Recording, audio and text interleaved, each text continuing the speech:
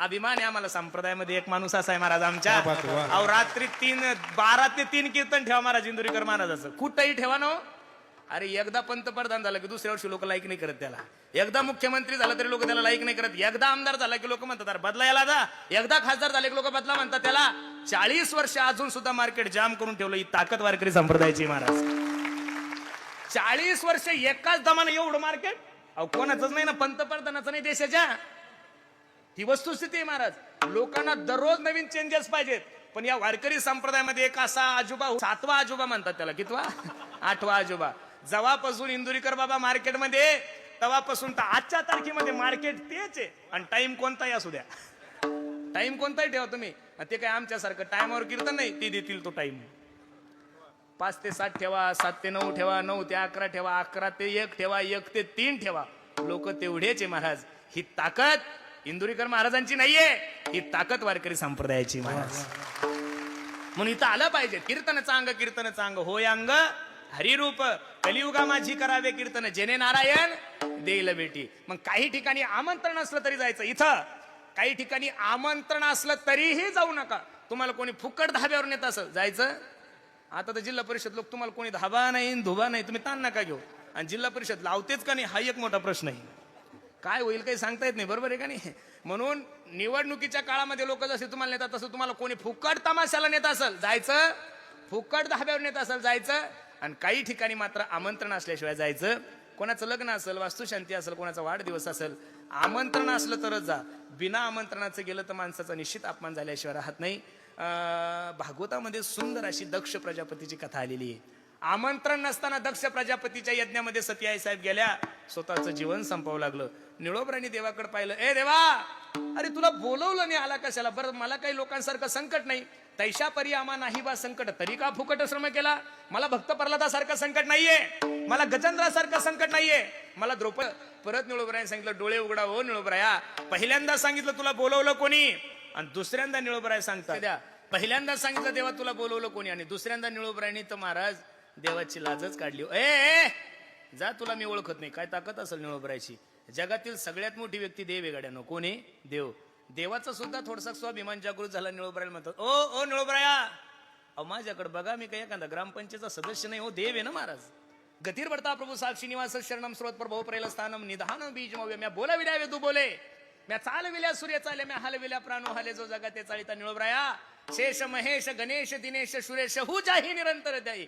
जे रात्रंदिवस माझं चिंतन करतात निळोबराय, त्यांच्या स्वप्नात नाही हो. अर्धा तास झालं तुमच्या समोर आहे, काहीतरी लाज राखाव माझी.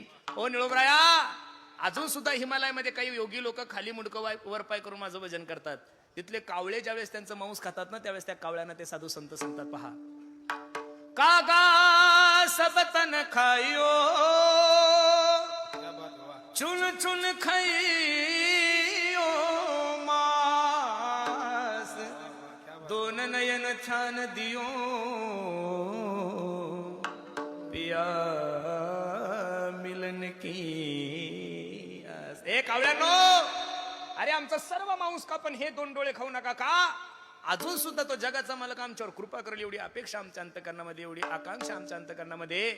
मग निळोबराय, एवढं जे माझं भजन करतात त्यांच्या स्वप्नात नाही हो मी. मग अर्धा तास झालं तुमच्या दारात आहे, काहीतरी बोललं पाहिजेत का नाही? बसणारे मंडळी, जगातील सगळ्यात मोठी व्यक्ती देव आहे, आणि देवाला दारात उभं करण्याची ताकद माझ्या निळोबरायमध्ये महाराज. आणि ते निळोबराय तुम्हाला आणि मला साधू संतांच्या संगतीचं महात्म्य सांगतात. अरे काही साधक तुकोबराय निळोबरायकडे गेले, बाबा संतांच्या संगतीत गेल्यानंतर माणसाच्या जीवनाचा उद्धार होतो का हो?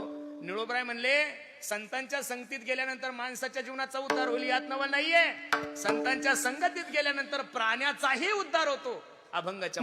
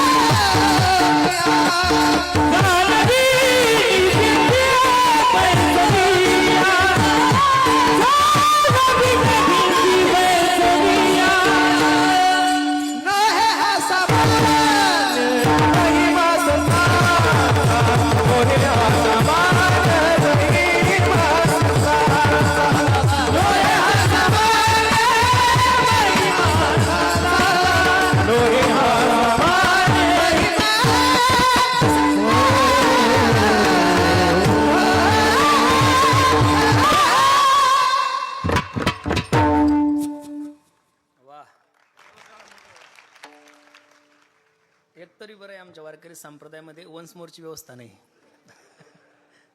प्रत्येक प्रमाण वन्स मोर झाले असते. मैसीपुत्रा मुखे बोलवणे श्रुती चालवणे भिंती बैसोनिया. अभंगाच्या पहिल्या चरणामध्ये माझे निळोबराय साधू संतांच्या संगतीचं महात्म्य सांगतात. का हो, ज्ञानोबरायासारख्या महात्म्याच्या जीवनामध्ये, ज्ञानोबरायासारख्या योगी माणसाच्या जीवनामध्ये असा कोणता प्रसंग आला असावा की ज्ञानोबरायासारख्या महात्म्याला समाजाने एवढा मोठा चमत्कार करण्यासाठी भाग पाडलं. खरं सांगू का महाराज, या समाजाची एक रीत आहे, या समाजाचा एक नियम आहे. जोपर्यंत तुम्ही चमत्कार करणार नाही तोपर्यंत लोक तुम्हाला नमस्कार करणार नाहीये. मग चमत्कार करतात ते साधू असतात असं नाही बरं, आणि साधूला चमत्कार जमत नाही असंही नाहीये महाराज. अरे गारुडी, ज्यावेळेस आम्ही 4th-5वी शाळेत होतो त्यावेळेस आमच्या शाळेत एक गारुडी यायचा महाराज. तो कागदाचे पैसे करत होता. तो एक चमत्कारच आहे महाराज. तो कागदाचं कबूतर करत होता. अरे पण जो कागदाचे पैसे करत होता तो अर्ध्या तासाने आमच्याकडून 20-20 पैसे मागून घेत होता. चमत्कार करतो त्याला साधू नाही म्हणत. ज्ञानोबराय तुकोबरायांनी जे चमत्कार केले ना महाराज, ते आताच्या महाराज लोकांचं द्याव सोडून, अरे देवाला सुद्धा तो चमत्कार जमला नाही. एवढे गोड चमत्कार माझ्या ज्ञानोबराय तुकोबरायचे. देवाचा एक चमत्कार घ्या, ज्ञानोबरायचा एक चमत्कार घ्या.